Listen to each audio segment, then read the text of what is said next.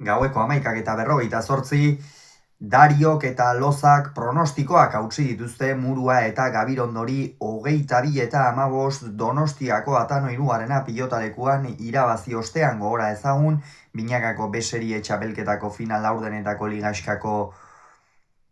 8. jardunaldiko lehen norgehiagoka izan dela gaurkoa, bigarren itzuliari hasiera eman diona, eta aipatu bezala garaipena Errioxako bikotearentzat izan da aurrekoan Baños de Rio Tobian, Carmelo Lozaren jaioterrian irabazi egin zieten Senarri eta Ugartemendiari, alaxe egin zuten Murua eta Gabirondok ere Eibarko astelena pilotalekuan Eguberri egunez Amiano eta Eskirozen aurka,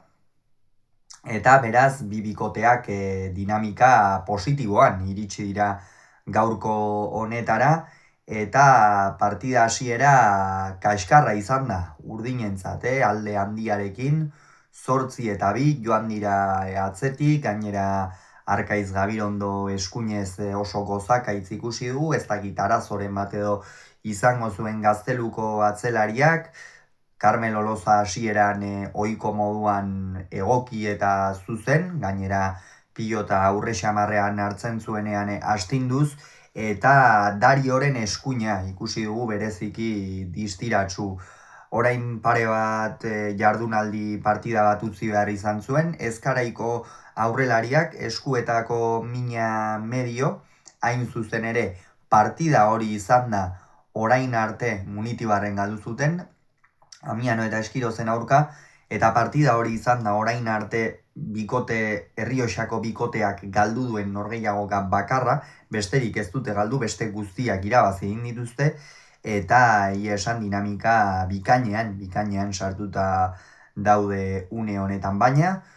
Murua asko jokatzen ari da txapelketa honetan, eta gaurkoan ere babak heltzetik ateratzeko zorian izan da, aurrekoan ere bigarren zatian sekulako iraulia eman zioten norgehiagokari eta era berean Muruaren erakustaldiagatik izan zen, bigarren zatian asko jokatu zuen, berak hartu zuen aipatu genuen bezala bikotearen zama, eta partida azkenean aurrera ateratzea lortu zuten, eta gaurkoan ere halako zerbait egiteko zorian izan da, pentsa 8-2 atzetik joan da, 12-9, 10-1 partziala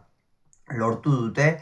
Hor jada Muruak ikusi du, Gabirondoren eskua ez zegoela santu, ondorioz gehiago sartu da, gehiago arriskatzen hasi da, eta gehienetan asmatu egin du eta aurrean Dariori min egin dio. Horrez gain, Carmelo Lozak ere txapelketa osoan zehar gertatu zaioneran txakalaldia izan du, pilota dezente txapazpira joan zaizkio,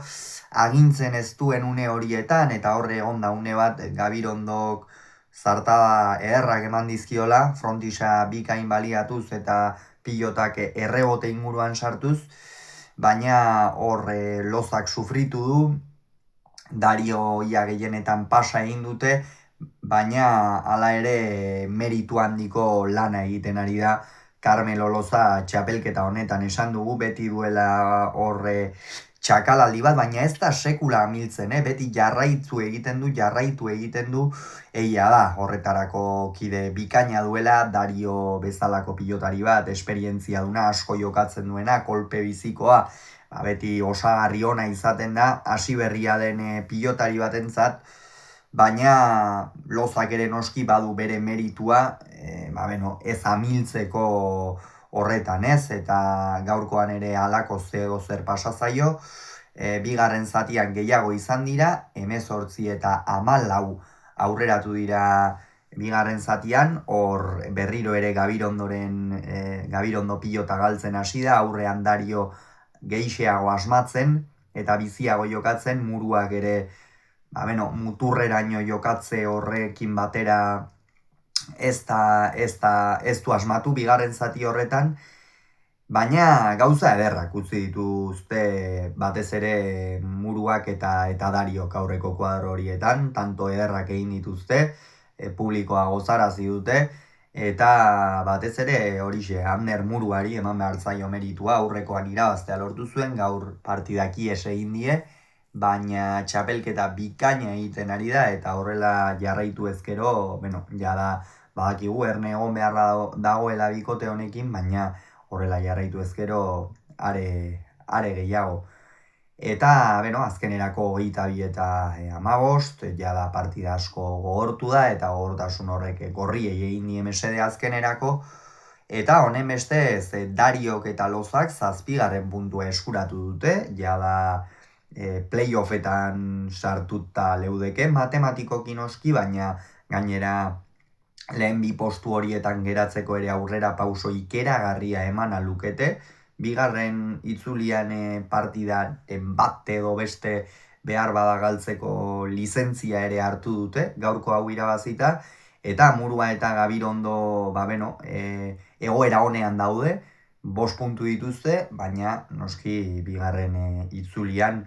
gaurko Muruaren aldeti batez ere gaurko jokoa noski lerro honetan jarraitu nahiko du, arrasateko aurrelariak, ea Arkaitz Gabirondo hurrengoan eskuinez gehiago gozatu eta partida zuzenago bat egiteko aukera duen. Gogoratu beraz, Dariok eta Lozak 22, Dariok eta Lozak 22, Muruak eta Gabirondok 15 Donostian.